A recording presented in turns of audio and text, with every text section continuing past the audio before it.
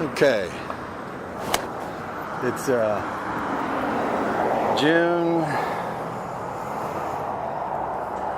Shit, I can't even see this thing. June the 25th. It's a Wednesday, that's for sure. Sorry, I can't read this date. June the 25th, 2014. I'm standing in front of 1407 West University Avenue in Lafayette, Louisiana. I believe the zip code is 70506. This house was built by my grandfather, B.F. Jackson. One of his daughters, his oldest daughter, was Wilda Winona Jackson. She became a young college girl and she married my dad, Marshall Ray Holloman. Here, I'm not sure where they were married. It's a shame to say that. He was still in the military. I was born in Bangor, Maine. Just a baby. I never lived there other than being a baby. My sister was, first she was born in Scott, Louisiana, which is down the road on Highway 90 here. Highway 90 West, and they use the motto where the West begins. And my brother Marshall Ray Holloman Jr. was born in Baytown, Texas, my daddy's hometown. So anyway, somewhere around 1960, this is, as I said in the first video, in 1954, my mother came back here and she settled and she obtained life insurance from the loss of my dad, her husband, and she bought that house on Oakcrest Drive, which is a mile and a half or so from here. In about 1960, her parents moved from North University, where they built this. My granddaddy built this house at 1407 West University.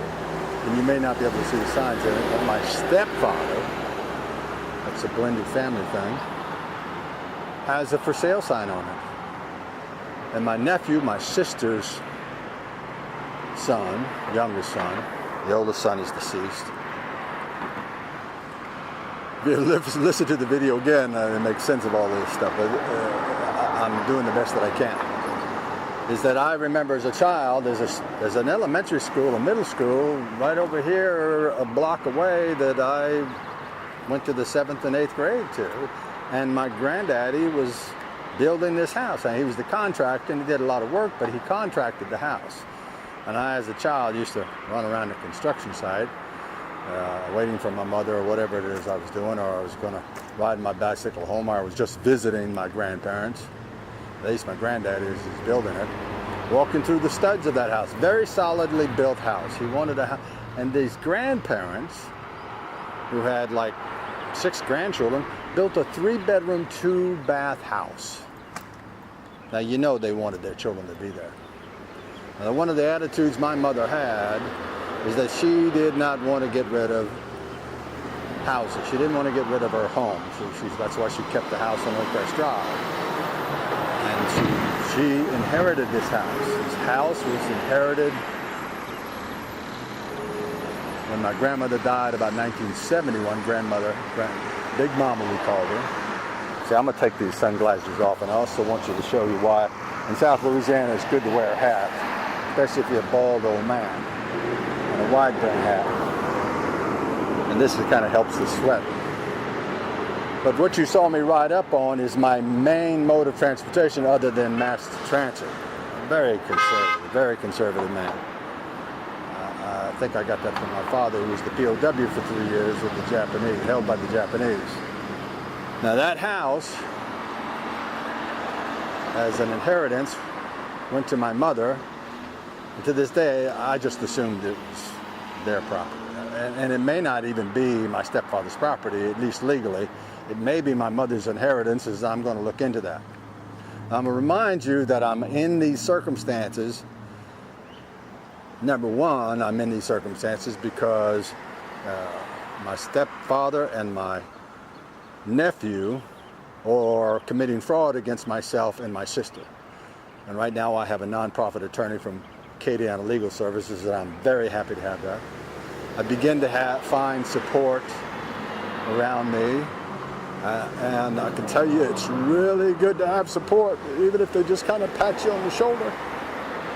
But I'm getting a little bit better response from the attorney. But I will be using, if necessary, some of the funding that you contribute for legal fees. And of course, I've made some decisions in the past based on my heart that I didn't. When my mother offered to donate that house to me more than once, the first one they had a video on Oakcrest, it was her property. It was her private. It was her separate property. She could give it to anybody she wanted to. She could give it away to a stranger if you can do that. But I just didn't have the heart. I wanted my mother to have that house. Well, I have a very good chance of getting not only that house, but this house right here, this one at 1407, a very valuable piece of property. The houses to this side and to this side, there's two houses. They're both businesses. The one in the middle is a residence, but it could be commercial property. If you kind of look at the size of it, you'll see that the lot and the house are much bigger lot and house than the commercial. Well, this one over here might be a little bit more, about the same size. It's an attorney's house. Some attorney bought that property.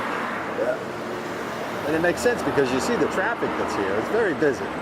I don't know how long I've been talking, but I wanted to give you some more information. I wanted you to have verifiable information that this is a legitimate request on my part. My bags are packed. I have found some, I haven't told too many people this. It's not easy to be telling people. I found some wooded areas where I could be safe, if you will. For me, a wooded area would be a lot safer for me. When my funds started diminishing, I bought a single-person tent. It's pretty nice. I've already tested it in some pretty inclement weather. I stayed dry in some Louisiana weather. I noticed that I've already received, the last time I checked, I received a donation. And I know the man, very generous offer on his part, and I thank him for doing that. I'm doing the best I can to keep myself together. I do crack up a little bit as far as my voice and tears sometimes. I crossed paths with a childhood acquaintance. We were kids together running in this same neighborhood. I mentioned my plight and gave him the funding side and the YouTube videos. But anyway, I don't want to be tying you up for real long because I'm going to have updates. I've got to visit the courthouse, get some papers. I want to find out more legal stuff. I'm doing some research that the attorney has allowed me to do concerning some Louisiana laws